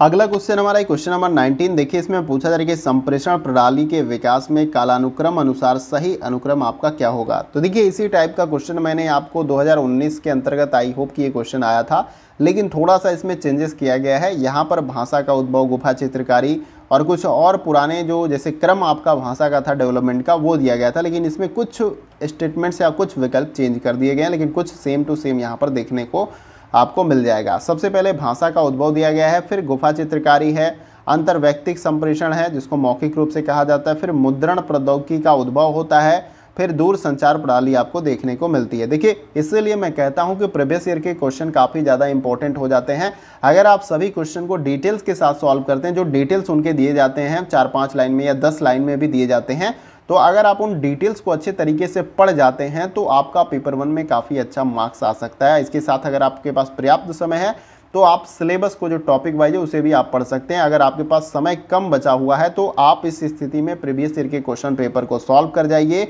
और सिलेबस में जो नई चीज़ें ऐड ऑन हुई हैं उनको आप पढ़ लीजिए, जैसे न्यू एजुकेशन पॉलिसी, तो इनको आप पढ़ लीजिए। यहाँ से अगर एक आध क्वेश्चन, 2 क्वेश्चन बन जाए तो उनको भी आप सॉल्व कर लें। तो आई होप कि आपको ये बातें क्लियर हो रही होंगी। अब देखिए, नीचे दिए गए विकल्पों में से आपको अपना राइट आंसर बताना है, यानी संप्रेषण प्रणाली के विकास में जो ये कालानुक्रम दिया गया है उस अनुक्रम को आपको सही तरीके से लगाना है। तो अब देखिए, इसे हम क्रम से लगा लेते हैं और आपको लगाकर जो है इसे सही आंसर जो है बताने का प्रयास करना है। तो सबसे पहले इस क्रम में आपका जो पहले नंबर पे आएगा वो आएगा गुफा चित्रकारी। तो पहले जब संप्रेषण या बातचीत होती तो हमें तो पता नहीं था, उतना भाषा का विकास भी नहीं था, तो लोग पत्थरों पे, गुफाओं में चित्रकारी के माध्यम से जो कुछ भी उनके जीवन में घटित होती, शिकार करते थे, खेती, तो उनको जो वर्णित करते थे चित्रों के माध्यम से पत्थरों पे। और ये सारी चित्रकारी आपको आज भी बहुत सारी गुफाएं हैं जहाँ पर देखने को मिल जाएगी। अब फिर उसके बाद से अगर हम आगे बात करें तो इन गुफा चित्रकारी से ऊपर उठकर इंसान जो है भाषा का उद्भव यहाँ पर होता है। कुछ संकेत होते हैं भाषा के रूप में जिनके द्वारा भाषा का यहाँ पर विकास शुरू हो जाता है। तो ये क्रम याद रखना है, गुफा चित्रकारी, फिर भाषा का उद्भव इस क्वेश्चन के परिप्रेक्ष्य में। फिर उसके बाद से अगला जो क्रम यहाँ पर आ जाएगा वो आ जाएगा आपका, ये यहाँ पे 2 नंबर में डाल देता हूँ, ये तीसरे नंबर पे आपका आ जाएगा अंतर्वैयक्तिक संप्रेषण यानी मौखिक। अब जब भाषा का विकास हो चुका है, चाहे आपकी भाषा हिंदी है, उर्दू है, आप चाहे कन्नड़ बोलते हैं, मलयालम, रीजनल भाषाएं अलग अलग राज्यों में है अपनी, और अपनी कंट्री की भी अलग अलग भाषा होती है। तो जो भी भाषा आपको पता है उस भाषा में अब आप मौखिक रूप से बातचीत कर सकते हैं। तो ये आपका तीसरे नंबर पे आ जाएगा यहाँ पर। फिर चौथे नंबर पे आपका यहाँ पर क्या आ जाएगा, वो आ जाएगा मुद्रण प्रौद्योगिकी का उद्भव। जब हमने भाषा को समझना शुरू कर दिया, मौखिक रूप से उसे बोलना हमें आ गया, तो जो हमारे विचार हैं, जो हम ज्ञान समझते हैं, सीखते हैं, तो उनको हम क्या करते हैं, प्रिंटिंग के रूप में यानी किताबों के रूप में लिखते हैं, फिर उसके बाद से प्रिंट करते हैं, तो इसका विकास होता है। फिर उसके बाद से जो नेक्स्ट जो आपका क्रम आ जाएगा यहाँ पर वो आ जाएगा, ये 5वें नंबर पर आपका आ जाएगा यहाँ पे दूर संचार प्रणाली का विकास होता है। तो इसके माध्यम से हम इन्फॉर्मेशन को और जो जानकारी है उनको दूर दूर तक पहुंचाने का काम करते हैं। तो देखिए, संप्रेषण प्रणाली के विकास में कालानुक्रम का सही अनुक्रम आपका ये बन जाएगा, और जैसे हमने मैच किया उसके अकॉर्डिंग हमारा यहाँ पर ऑप्शन डी क्या हो जाएगा, राइट आंसर। तो उम्मीद करता हूँ इस क्वेश्चन को आपने अच्छे तरीके से सॉल्व किया होगा और राइट आंसर कमेंट बॉक्स में बताया होगा। आइए अगला क्वेश्चन देखते हैं। अगला क्वेश्चन हमारा क्वेश्चन जो है वो मैचिंग वाला क्वेश्चन है। और पहले कॉलम में सूची 1 में उदाहरण दिया गया और सूची 2 में संचार के प्रकार दिया गया है। तो यहाँ पर इस वीडियो के अंतर्गत मैंने अब तक 3 से 4 क्वेश्चन आपको मैचिंग वाले कम्युनिकेशन के यूनिट से करा दिए हैं। तो ये काफ़ी इंपॉर्टेंट होते हैं, हर यूनिट से आपको इस टाइप के एक क्वेश्चन देखने को मिल जाए। किसी यूनिट में नहीं मिलता है, लेकिन कम्युनिकेशन में अब तक मैंने देखा है यहाँ पर कि मैक्सिमम जो अलग अलग ईयर्स में क्वेश्चन पेपर हुए हैं शिफ्ट में, तो वहाँ पर एक क्वेश्चन आपको मैचिंग वाला दिया गया है। आइए अब इसे हम मैच करते हैं और आप भी इसे मैच करके इसका राइट आंसर बताने का प्रयास करिए इन चारों विकल्पों में से। सबसे पहले यहाँ पर दिया गया है कि राष्ट्रीय टीवी नेटवर्क पर देश को संबोधित करना, ये संचार का कौन सा प्रकार है। तो आपको याद रखना है कि ये आपका ऑप्शन नंबर तीसरे के साथ मैच हो जाएगा, जनसंचार। तो यहाँ पर बहुत सारे लोगों के साथ एक ही समय में संचार होता है। राष्ट्रीय टीवी नेटवर्क पर देश को संबोधित करना, ये जनसंचार यानी कि लोगों से बात हो। जैसे कि हमारे प्राइम मिनिस्टर भी कभी कभी टेलीविज़न पर लाइव प्रसारण से लोगों से संवाद करते हैं, रेडियो पे करते हैं, और भी अलग अलग देश के जो है जो भी लीडर्स होते हैं वो भी करते हैं। ऐसा नहीं कि बस भारत में ही होता है। तो ये याद रखना, ये जनसंचार का एग्जाम्पल होता है। बी जो आपका यहाँ पर दिया गया कि चुनिंदा संख्या में शिक्षकों की कार्यशाला आयोजित करना, ये किस प्रकार के संचार का आपका उदाहरण है। तो ये आपका यहाँ पर चौथे के साथ मिल जाएगा, समूहगत संप्रेषण के संचार का ये उदाहरण है। क्योंकि चुनिंदा संख्या में बहुत ज़्यादा लोग तो है नहीं, कुछ सेलेक्टिव टीचर्स हैं, उनकी कार्यशाला आयोजित की जाती है। तो ये समूहगत संप्रेषण के प्रकार के अंतर्गत आ जाएगा आपका। फिर उसके बाद से तीसरा जो यहाँ पर दिया गया है, साथी कर्मियों के साथ अनौपचारिक बातचीत, तो ये किसके साथ मैच हो जाएगा, तो ये आपका पहले के साथ मैच हो जाएगा, ये क्षैतिज संप्रेषण के अंतर्गत आ जाएगा। फिर उसके बाद से डी है अतीत की घटनाओं का स्मरण करना, तो ये आपका किस प्रकार के संचार का प्रकार है, तो अंतःवैयक्तिक संप्रेषण के संचार का ये प्रकार आपका बन जाएगा। तो यहाँ पर ऐसे ही आपको मैच कर लेना है और अपने मैचिंग के अकॉर्डिंग इन चारों में से अपना राइट आंसर देख लेना है। तो जैसे हमने मैच किया उसके अकॉर्डिंग हमारा यहाँ पर ऑप्शन नंबर सी क्या हो जाएगा, राइट आंसर। तो उम्मीद करता हूँ इस क्वेश्चन का राइट आंसर आप सभी ने ऑप्शन नंबर सी बताया होगा। आइए अगला क्वेश्चन देखते हैं। अगला क्वेश्चन हमारा है क्वेश्चन नंबर 21। देखिए यहाँ पर पूछा जा रहा है कि जब संप्रेषण कक्षागत शिक्षण के उद्देश्यों को पूरा कर देता है तो यह क्या होता है इन चारों विकल्पों में से। पहला दिया गया असाधारण हो जाता है, बी वैयक्तिक हो जाता है, सी कार्यात्मक हो जाता है और डी बाध्यकर हो जाता है। तो जब संप्रेषण कक्षागत शिक्षण के जो भी उद्देश्य हैं उनको पूरा कर देता है तो वह क्या होता है इन चारों विकल्पों में से।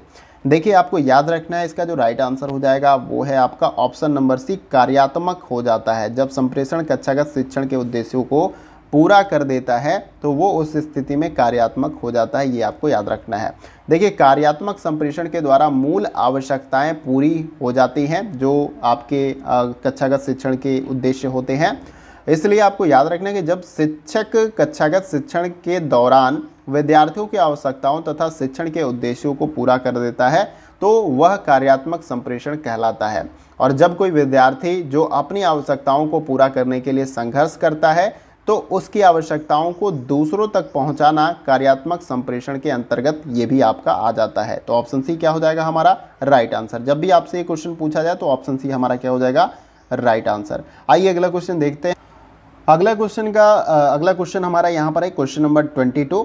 देखिए इसमें पूछा जा रहा है कि निम्नलिखित में से प्रभावी संप्रेषण के लिए किसे मनोवैज्ञानिक अवरोध कहा जा सकता है। तो अलग अलग टाइप के अवरोध होते हैं संप्रेषण में, तो यहाँ पर आपसे मनोवैज्ञानिक अवरोध के बारे में पूछा जा रहा है कि ऐसा कौन सा यहाँ पर अवरोध है जो कक्षा को जो है या प्रभावी संप्रेषण को प्रभावित यहाँ पर कर सकता है।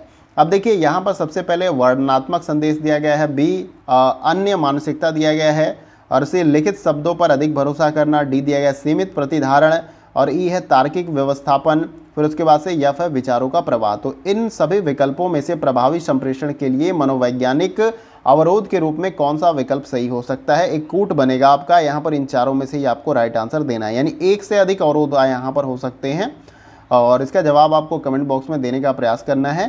क्वेश्चन आपको समझ में आ रहा होगा, बहुत सिंपली क्वेश्चन में यहाँ पर पूछा जा रहा है, कोई डिफिकल्ट वर्ड इस्तेमाल नहीं किया गया इस क्वेश्चन में जो आपको समझ में नहीं आए। अब देखिए इस क्वेश्चन का जो हमारा राइट आंसर हो जाएगा, तो सबसे पहले आपका तो अवरोध जो होगा वो पहला है बी अन्य मानसिकता।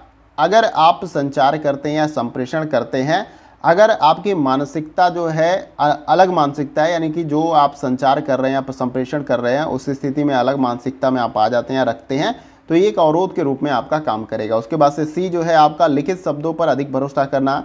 अगर आप लिखित शब्दों, जैसे कि आपने पूरा पेज लिख लिया, आपको भाषण देना है, कोई लेक्चर देना है और ज़रूरत से ज़्यादा बार बार आप उन शब्दों को देख रहे हैं, तो उस स्थिति में जो कॉन्फिडेंस होता है, जो आई कांटेक्ट भी होता है श्रोता से जो वक्ता है उसके बीच में या शिक्षक से छात्र के बीच में जो आई कांटेक्ट होता है वो कम हो जाता है। तो उस स्थिति में ये जो संप्रेषण आपका होता है वो कमज़ोर हो जाएगा, यानी अवरोध के रूप में आपका काम करेगा अगर ज़्यादा लिखित आप करेंगे। यानी कि आपके पास जो एक्सपर्टीज है, आप जिस तरीके से एक्सप्लेन कर सकते हैं उस पर आपको कम भरोसा है, इसलिए आप इन लिखित शब्दों पर ज़्यादा भरोसा करते हैं, लेकिन ये साइकोलॉजिकली आपका अवरोध के रूप में काम करता है। उसके बाद से आपका यहाँ पर डी है सीमित प्रतिधारण। अगर आप एक सीमित क्षेत्र में बात करते हैं, आप उसे कह लीजिए कि एक्सप्लोर नहीं कर रहे हैं, इन चीज़ों को पूरा खोल के आप समझाने का प्रयास नहीं कर रहे हैं, तो ये सीमित प्रतिधारणा भी जो है साइकोलॉजिकली रूप से या मनोवैज्ञानिक रूप से प्रभावी संप्रेषण में अवरोध का काम करती है। तो ये तीनों आपके राइट हो जाएंगे, इसलिए ऑप्शन डी हमारा क्या है राइट आंसर। तो ऑप्शन बी यहाँ पर राइट आंसर है। उम्मीद करता हूँ कि आप सभी ने सही आंसर कमेंट बॉक्स में बताया होगा। आइए अगला क्वेश्चन देखते हैं। अगला क्वेश्चन हमारा ये क्वेश्चन नंबर 23 और ये क्वेश्चन आपका अभिकथन और तर्क वाला है। तो यहाँ पर अभिकथन और तर्क दिया गया है, दोनों को बहुत अच्छे तरीके से समझना है। उसके बाद से ही आपको नीचे दिए गए इन चार विकल्पों में से अपना राइट आंसर बताने का प्रयास करना है। देखिए अभिकथन में यहाँ पर सबसे पहले दिया गया कि संप्रेषण में मानवीय पक्ष जो है विद्यार्थियों को सहभागी बनाता है, और उसके बाद तर्क बताया गया कि प्रौद्योगिकी संचारित कक्षीय परिवेश में अध्यापक की संप्रेषणात्मक भूमिका द्वितीयक होती है। अब यहाँ पर अच्छे तरीके से समझ लेना है आपको कि अभिकथन क्या कह रहा है, तर्क क्या कह रहा है। जब आप इसे समझ जाते हो तो उसके बाद से आप आंसर की तरफ बहुत ही आसानी के साथ पहुँच सकते हो। तो यहाँ पर पहला ऑप्शन है, बी है, सी है, डी है, इसी में से आपको राइट आंसर बताना है। देखिए यहाँ पर इस क्वेश्चन का जो हमारा राइट आंसर हो जाएगा वो है आपका ऑप्शन नंबर सी। यहाँ पर ए सही है आपका पूरी तरीके से, लेकिन तर्क आपका गलत है। कैसे इसको समझते हैं, देखिए आपको हमेशा याद रखना है कि संप्रेषण में मानवीय पक्ष जो है विद्यार्थियों का शिक्षण प्रक्रिया से भावात्मक जुड़ाव स्थापित करता है, जिससे उनकी इस संपूर्ण प्रक्रिया में सहभागिता बढ़ती है। इसलिए यहाँ पर संप्रेषण में मानवीय पक्ष विद्यार्थियों को सहभागी बनाता है, आपका राइट हो जाएगा। अब तर्क में यहाँ पर क्या बताया जा रहा है इसको थोड़ा सा समझते हैं। अब देखिए तर्क में यही बोला गया था कि प्रौद्योगिकी संचालित कक्षीय परिवेश में अध्यापक की संप्रेषणात्मक भूमिका द्वितीयक होती है, जबकि ये पूरी तरीके से गलत है। यहाँ पर प्राथमिक भूमिका के रूप में शिक्षक होता है। मान लीजिए कि प्रौद्योगिकी का वो इस्तेमाल कर रहा है, इंटरनेट का इस्तेमाल कर रहा है, डिजिटल बोर्ड का इस्तेमाल कर रहा है, कंप्यूटर का इस्तेमाल कर रहा है, तो क्या कंप्यूटर अपने आप काम करेगा? अगर आपको पीपीटी बनानी है, मान लीजिए कोई स्लाइड ही बनानी है पढ़ाने के लिए, तो अगर आप बनाते हो तो आपको खुद से, यानी कि प्राथमिक भूमिका में आप रहोगे।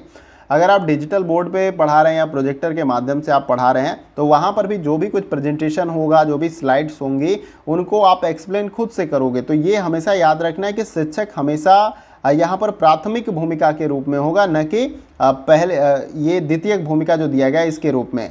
तो जो भी प्रौद्योगिकी संचालित यहाँ पर कक्षीय परिवेश होता है, वहाँ पर शिक्षक हमेशा प्राथमिक भूमिका के रूप में होगा, न कि द्वितीयक, क्योंकि उन तकनीक का इस्तेमाल करके वो शिक्षण को जो है आसान बनाता है, शिक्षण उसके लिए आसान होगा। तो इसका ये मतलब नहीं कि ये जो तकनीक है, प्रौद्योगिकी है, ये पहले स्थान पर ले लेंगी, क्योंकि अपने आप से तो ऑपरेट नहीं होंगी, इनको टीचर ही ऑपरेट करेगा और कॉन्सेप्ट को समझाने का प्रयास भी शिक्षक ही करेगा, इसलिए वो प्राथमिक भूमिका के रूप में काम करेगा। तो आई होप कि आपको समझ में आ गया ये किस लिए आपका गलत हो जाए, क्योंकि ये द्वितीयक दिया गया है। ऑप्शन सी यहाँ पर राइट आंसर हो जाएगा। आइए अगला क्वेश्चन देखते हैं। अगला क्वेश्चन हमारा है क्वेश्चन नंबर 24 और ये भी क्वेश्चन आपका मैचिंग वाला क्वेश्चन है, मिलान करना है। यहाँ पर सूची 1 में संप्रेषण का प्रकार दिया गया है, सूची 2 में विशेषताओं के बारे में दिया गया है। अब देखिए ये संप्रेषण के प्रकार और विशेषताओं के बारे में काफ़ी मैचिंग वाले क्वेश्चन अभी मैंने ऊपर आपको कराए हैं। तो इससे ये तात्पर्य आपका निकलता है कि ये क्वेश्चन संभवतः आपके एग्जाम में इस तरीके से पूछे जा सकते हैं। तो इन क्वेश्चन को आप बहुत ही अच्छे तरीके से सॉल्व करिएगा। अब देखिए यहाँ पर करना क्या है आपको कि इसे मैच करना है। मैच करने के बाद आपको नीचे एक कोट मिल जाएगा इस तरीके से, कौन सा सीक्वेंस आपका सही होगा, इसमें से आपको राइट आंसर बताना है। अब देखिए यहाँ पर सबसे पहले क्या दिया गया है आपका, सबसे पहले दिया गया है सीधा। जो सीधा संप्रेषण का प्रकार होता है वो किसके साथ मिल जाएगा, तो वो आपका तीसरे के साथ यहाँ पर मैच कर जाएगा। ऊपर से नीचे की ओर ये होता है सीधा संप्रेषण, ये आपको याद रखना है। और उसके बाद से दूसरा है क्षैतिज संप्रेषण, ये किसके साथ मैच हो जाएगा, तो ये आपका मैच हो जाएगा यहाँ पर अविविन्यत अफवाह से जो है ये मैच हो जाएगा। इसकी खास विशेषता होती है क्षैतिज संप्रेषण की। फिर उसके बाद से नेक्स्ट है आपका वृत्तीय। तो वृत्तीय संप्रेषण किसके साथ मैच हो जाएगा, ये पहले के साथ मैच हो जाएगा। यहाँ पर अभिविन्यस्त प्रतिपूर्ति यानी कि फीडबैक ओरिएंटेड ये आपका होता है वृत्तीय संप्रेषण का प्रकार। और डी दिया गया क्रियान्वित परक जो संप्रेषण का प्रकार होता है वो आपका अंतर्वैयक्तिक होता है, इसकी विशेषता अंतर्वैयक्तिक होती है, ये आपको याद रखना है। अब देखिए जैसे हमने मैचिंग किया उसके अकॉर्डिंग जो हमारा राइट आंसर हो जाएगा यहाँ पर वो हो जाएगा आपका ऑप्शन नंबर सी, यहाँ पर क्या हो जाएगा राइट हो जाएगा, क्योंकि जो भी हमने मैच किया उसके अकॉर्डिंग ये सी वाला जो सीक्वेंस बन रहा है वो हमारा राइट हो जाएगा। अब देखिए एक एक करके इसके बारे में बात करते हैं। जैसे कि सीधा संप्रेषण का प्रकार दिया गया है जो ऊपर से नीचे की ओर होता है, इसके साथ हमने मैच किया था। तो हमेशा आपको याद रखना है कि सीधा संप्रेषण जो होता है वो संप्रेषण का वह माध्यम है जिसमें अधीनस्थ से उच्चतर या उच्चतर से अधीनस्थ की ओर संप्रेषण होता है। और ये दो प्रकार के होते हैं, एक तो आरोही होता है और एक आपका अवरोही होता है। दूसरा जो क्षैतिज संप्रेषण है तो इसके बारे में जान लेते हैं। देखिए किसी भी समस्या के त्वरित समाधान यानी तुरंत समाधान के लिए ऐसा संचार किया जाता है, यानी कि क्षैतिज संप्रेषण किया जाता है जो प्रकारों एवं स्तरों से परे चला जाता है। और क्षैतिज संप्रेषण को अभिविन्यस्त अफवाह भी कहते हैं, जो कि यहाँ पर हमको दिया गया है ऑप्शन में। फिर उसके बाद से वृत्तीय है, तो वृत्तीय के बारे में मैंने अभी आपको बताया कि वृत्तीय संचार से जो है आशय कुछ व्यक्तियों के मध्य आपस में संप्रेषण से होता है जिसमें सीमित मात्रा में विकेंद्रीकरण पाया जाता है। और इस विधि का प्रयोग मीटिंग, राउंड टेबल कॉन्फ्रेंस और आदि में किया जाता है। अगर पूछ लिया जाए कि इस विधि का प्रयोग कहाँ किया जाता है, तो मीटिंग के लिए, जो राउंड टेबल आपका मीटिंग होता है उसके लिए किया जाता है। अब इसके बाद लास्ट में था क्रियान्वित परक, तो इसके बारे में भी जान लेते हैं। तो आपको याद रखना है कि उत्तर वैयक्तिक संचार से है क्रियान्वित परक संप्रेषण का संबंध, जहां संप्रेषण दो या दो से अधिक व्यक्तियों के मध्य होता है तथा जिसमें प्रतिपुष्टि त्वरित गति से मिलती है। और इस तरह के संप्रेषण का उपयोग साक्षात्कार, समाचार संकलन आदि के लिए किया जाता है, ये भी आपको याद रखना है। तो उम्मीद करता हूँ इन चारों के बारे में आपको पता भी हो गया, तो क्वेश्चन भी क्लियर हो गया होगा। देखिए कोई भी डाउट होता है, नहीं समझ में आता है, तो आप कमेंट बॉक्स में निसंकोच मुझे बताइएगा, वहाँ पर भी मैं क्लियर करूँगा या नेक्स्ट वीडियो में आपके प्रॉब्लम का सॉल्यूशन मैं करने का प्रयास करूँगा। आइए अगला क्वेश्चन देखते हैं। अगला क्वेश्चन हमारा है क्वेश्चन नंबर 26। देखिए इसमें पूछा जा रहा है कि कक्षीय संप्रेषण में चयन के भाग की अवधारणा का निर्धारण निम्न में से संबंधित प्रतिफल की अपेक्षा द्वारा किया जाता है। किसके द्वारा किया जाता है, पहला है आवश्यक प्रयास के द्वारा, बी है आवश्यक समीक्षाओं के द्वारा, सी है आवश्यक समकक्षी दबाव के द्वारा और डी है आवश्यक समय अंतर के द्वारा। अब देखिए यहाँ पर राइट आंसर क्या है, इसका जवाब आपको कमेंट बॉक्स में देने का प्रयास करना है। वैसे इस क्वेश्चन का जो हमारा राइट आंसर हो जाएगा वो है आपका ऑप्शन नंबर ए। यहाँ पर आवश्यक प्रयास के द्वारा कक्षीय संप्रेषण में चयन के भाग की अवधारणा का निर्धारण इन सभी विकल्पों में से किससे संबंधित प्रतिफल की अपेक्षा द्वारा किया जाता है, तो आवश्यक प्रयास से संबंधित प्रतिफल की अपेक्षा के द्वारा किया जाता है। देखिए यहाँ पर आपको याद रखना है कि चयन के भाग यानी कि फ्रैक्शन ऑफ सिलेक्शन की अवधारणा के जन्मदाता जो है विलिबर सचरम हैं, इनका नाम याद रखना है, जिन्होंने वर्ष 1954 में, कब 1954 में जो है, ये डेट भी आपको याद रखना है, यह अवधारणा दी थी कि जो इस बात पर बल देती है कि एक व्यक्ति जो बड़े पैमाने पर मीडिया का चयन करता है वह पुरस्कार की मात्रा को प्रदर्शित करता है और यह किसी व्यक्ति को प्राप्त करने के लिए किए जाने वाले प्रयास के संबंध में चयनित माध्यम से हासिल करने का आवश्यक प्रयास होता है। इसलिए कक्षीय संप्रेषण में चयन के भाग की अवधारणा का निर्धारण आवश्यक प्रयास से संबंधित प्रतिफल की अपेक्षा द्वारा किया जाता है। इसलिए यहाँ पर ऑप्शन ए क्या हो जाएगा हमारा राइट आंसर। उम्मीद करता हूँ क्वेश्चन क्लियर हुआ होगा। आइए अगला क्वेश्चन देखते हैं। अब देखिए अगला क्वेश्चन हमारा है क्वेश्चन नंबर 27। इसमें पूछा जा रहा है कि लिखित संप्रेषण की प्रभाविता इन पर आधारित होती है, किन पर आधारित होती है। अगर आप लिखित संप्रेषण करते हैं और उसकी प्रभाविता इन सभी विकल्पों में से किस पर आधारित होती है, यह बताने का आपको प्रयास करना है। तो सबसे पहले यहाँ पर देखिए दिया गया है कि बहुत लंबा प्रस्तुतिकरण हो, बी दिया गया पेचीदा वाक्य विन्यास हो, सी है लिखने के बाद संपादन हो और डी दिया गया वाक्यों में सूक्ष्मता हो और ई दिया गया कठिन शब्दों का प्रयोग हो और एफ दिया गया है शब्दों का प्रभावी प्रयोग हो।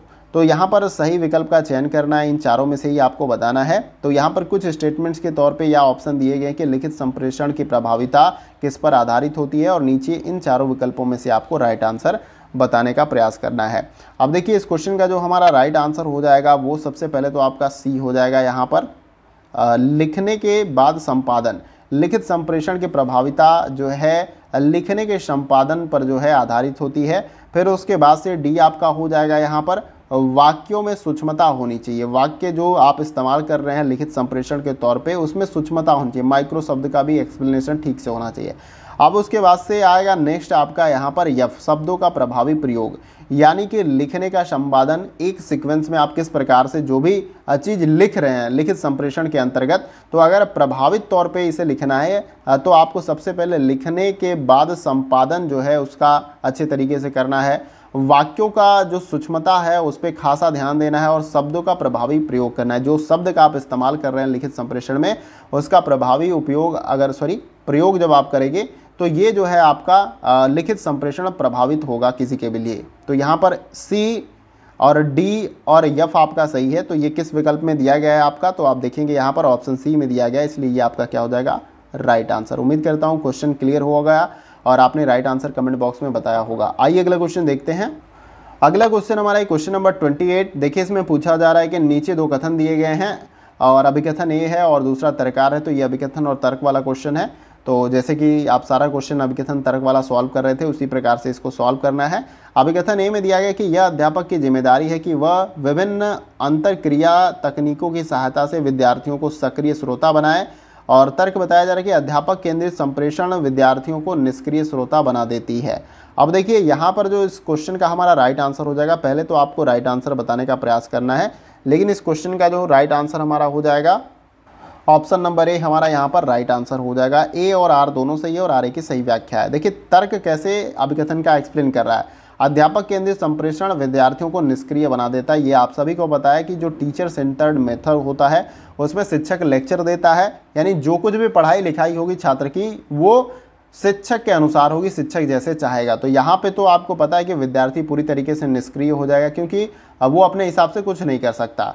अब देखिए अभिकथन में यही बताया गया है कि यह अध्यापक की जिम्मेदारी है कि वह विभिन्न अंतःक्रिया तकनीकों की सहायता से विद्यार्थियों को सक्रिय श्रोता बनाए, क्योंकि यहाँ पर जब भी वो अध्यापक केंद्रित के तौर पे शिक्षण करेगा तो विद्यार्थी निष्क्रिय होंगे।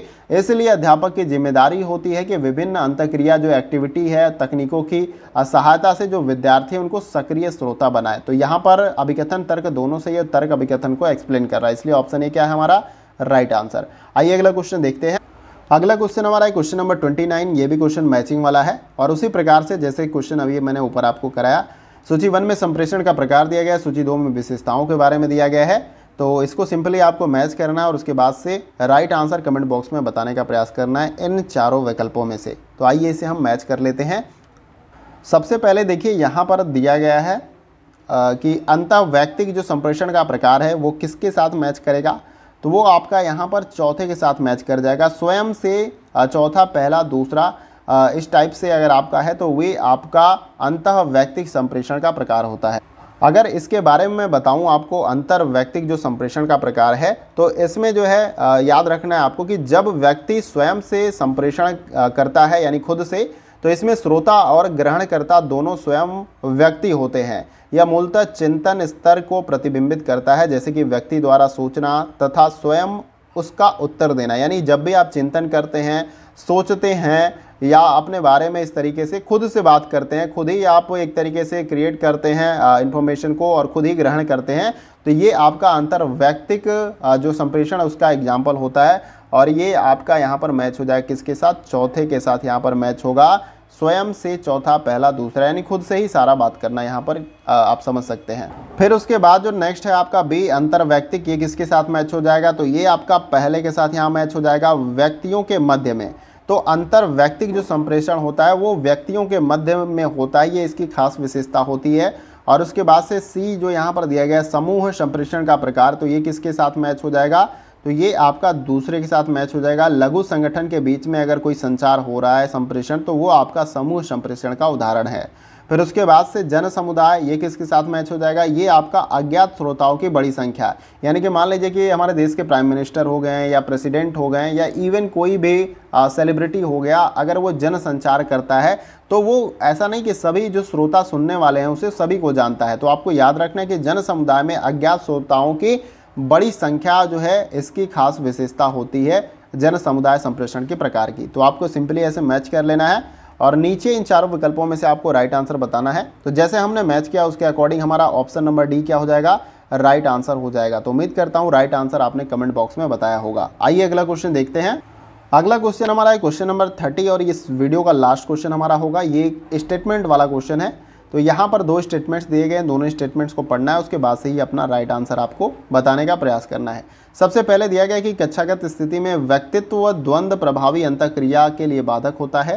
कथन दूसरे में बताया गया कि अवैयक्तिक संप्रेषण कक्षागत परिवेश में प्रायः सर्वोत्तम समाधान माना जाता है। अब ये दोनों कथन पे अच्छे तरीके से विचार करना है और उसके बाद से ही आपको अपना राइट आंसर बताने का प्रयास करना है इन चारों विकल्पों में से। देखिए इस क्वेश्चन का जो हमारा राइट आंसर हो जाएगा वो है आपका ऑप्शन नंबर सी। यहाँ पर कथन पहला आपका सही है लेकिन कथन दूसरा आपका क्या हो जाएगा, गलत हो जाएगा।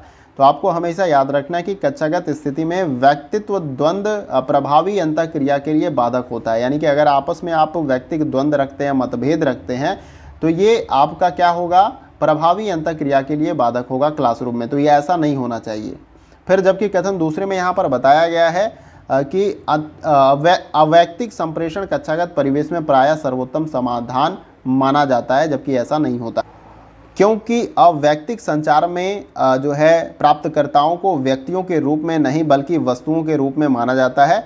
इसमें वैयक्तिक भूमिकाओं में जैसे स्थिति, कार्य आदि पर जवाब दिया जाता है। तो यह कक्षा के वातावरण में बिल्कुल उपयुक्त नहीं माना जा सकता है। जहां शिक्षक शिक्षार्थी के मध्य सौहार्दपूर्ण संबंध बनते हैं वहां पर क्लासरूम प्रभावी आपका होता है, जबकि यहाँ पर अवैयक्तिक संप्रेषण कक्षागत परिवेश में प्रायः सर्वोत्तम समाधान नहीं माना जाता है। तो आई होप कि दोनों कथन आपको क्लियर हो गए होंगे। तो यहाँ पर राइट आंसर आपका ऑप्शन सी हो जाएगा इस क्वेश्चन का। तो उम्मीद करता हूँ कि वीडियो का सेशन आप सभी को काफ़ी ज़्यादा पसंद आया होगा। यहाँ पर आज के इस वीडियो में हमने कम्युनिकेशन यानी कि जो संचार है या संप्रेषण वाला यूनिट है, इससे 30 प्रश्नों को जो है कवर करने का प्रयास किया। और आई होप कि एक क्वेश्चन आपका यहाँ पर छूट गया था, क्वेश्चन नंबर 25 अभी ऊपर मैंने उसको शायद नहीं करा था। तो यहाँ पर 29 उस क्वेश्चन को मैंने टाइप नहीं किया था, इसलिए यहाँ पर वो क्वेश्चन आपका छूट गया है।